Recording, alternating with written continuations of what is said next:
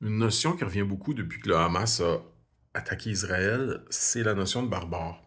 Puis, tu sais, bon, les barbares sont à nos portes, qu'est-ce qu'on va faire avec ces barbares-là? Deux choses, j'aimerais dire, fondamentales par rapport à ça. Premièrement, tu peux pas être condescendant comme ça envers une partie de l'humanité puis t'attendre à avoir la paix. C'est juste pas une bonne stratégie.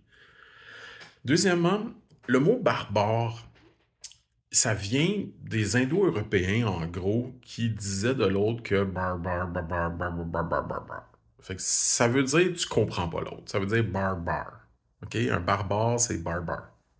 Ça veut dire je te comprends pas. Faut comprendre une chose dans les relations humaines. Toutes les autres langues sont le barbare de l'autre. Tu sais, comme, je sais pas moi, un anglais puis un français qui se croisent puis aucun des deux comprend, des unilingues, ben l'autre est barbare pour l'autre. Tu sais, c'est comme, quand il parle, ça fait juste des sons. Donc cette espèce de condescendance-là est hautement problématique dans l'histoire de l'humanité. Puis, tu sais, je pense un peu à Jésus qui dit il pourrait va rendre le monde aveugle.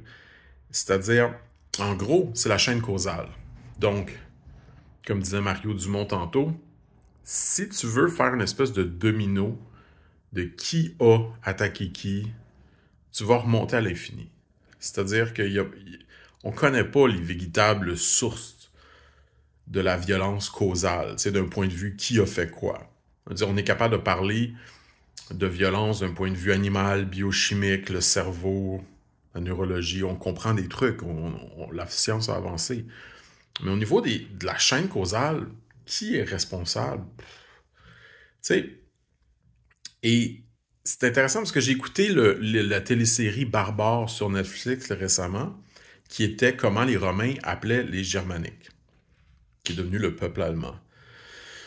Puis, il faut comprendre ici que les Romains ont attaqué la Gaule, les Germaniques, etc., et que les Germaniques n'étaient pas unis comme un groupe qui fait la guerre ensemble avant eux. C'est essentiellement ce que la télésérie dit.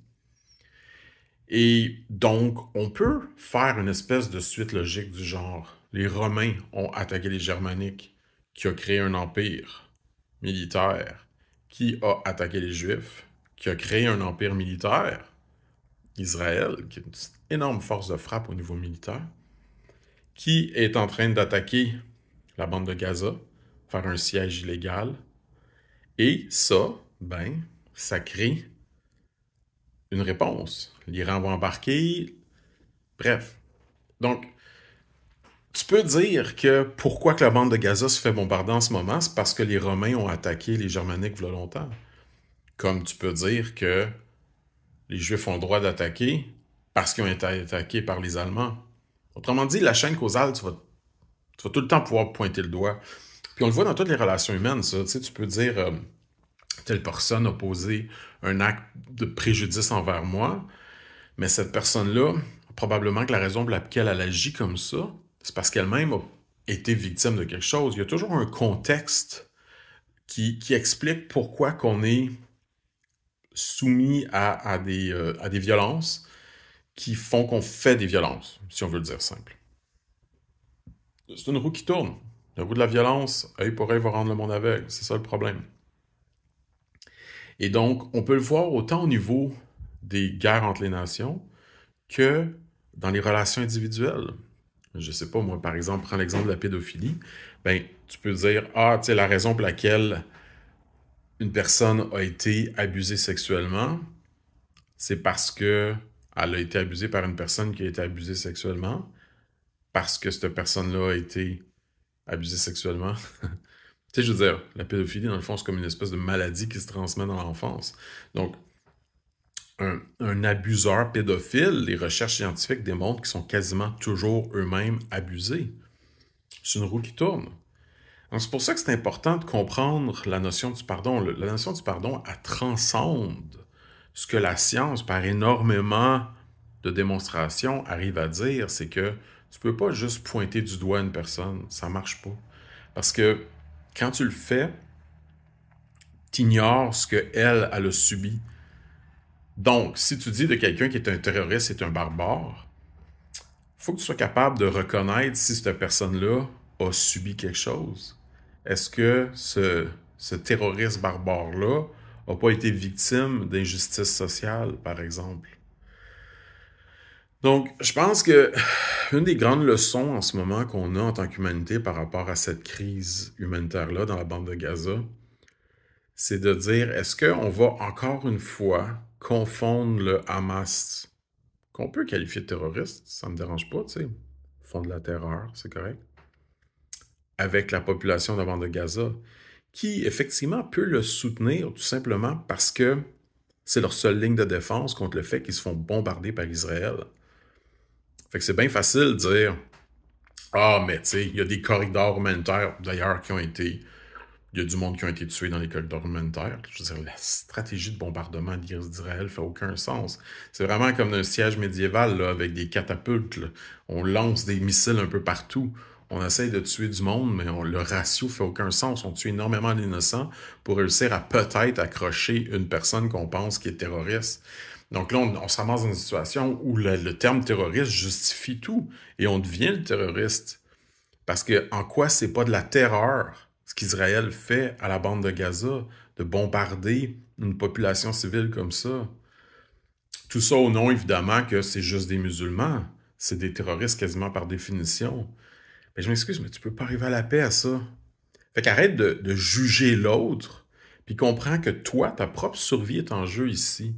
Parce que si tu continues d'attaquer, puis de justifier l'attaque, puis de défendre qu'on attaque ces supposés barbares-là, qui ne sont pas dans une position d'agression, mais dans une position de se faire attaquer, c'est-à-dire que oui, la Hamas a fait une attaque, mais ça vient du fait que ça fait longtemps qu'ils sont assiégés en réalité par Israël. Donc, comme je disais, il y a toute une chaîne causale qu'on peut illustrer ici. Mais tant aussi longtemps que tu maintiens en place... Tu sais, je veux dire, dans le fond, c'est simple. Tout le monde est comme un peu contre la violence. Puis tout le monde est comme pour la défense. Donc, si tu te fais envahir dans ton pays, ben, c'est normal que tu te protèges. La Russie envahit l'Ukraine, c'est normal qu'on se protège. Le Hamas envahit l'Israël, c'est normal qu'on se protège. Mais est-ce que c'est normal de faire une destruction des civils du pays qui envahit? La guerre, c'est sur le front de la guerre. Et c'est terrible, puis il faut que ça arrête. Il faut que les guerres arrêtent. C'est un cercle vicieux. Sauf qu'il faut le comprendre d'un point de vue extrêmement pointu. C'est une très faible partie de l'humanité qui s'affronte. Donc, si, mettons, tu as des cellules terroristes comme le Hamas qui infiltrent Israël, ben, on peut établir des cellules de commando qui vont réussir à les trouver puis s'occuper d'eux. Mais aller bombarder la bande de Gaza quand Israël est encore occupé, c'est n'importe quoi. C'est juste dire, ben tu m'as crissé une claque, je vais t'en crisser une. Ben, tu vas faire une plus grosse attaque à cause de ça? Qu'est-ce que tu penses qui va arriver, là? L'Iran va embarquer, etc. Ça continue. C'est pas une façon de régler la paix. C'est pas une façon de régler la guerre, je veux dire, puis d'arriver à la paix. C'est impossible. Bref. Je pense qu'il faut faire une preuve de minimum d'empathie pour être capable d'avoir une attitude plus scientifique par rapport à non seulement ce que le militaire est, mais aussi ce que les relations humaines et les relations entre nations sont.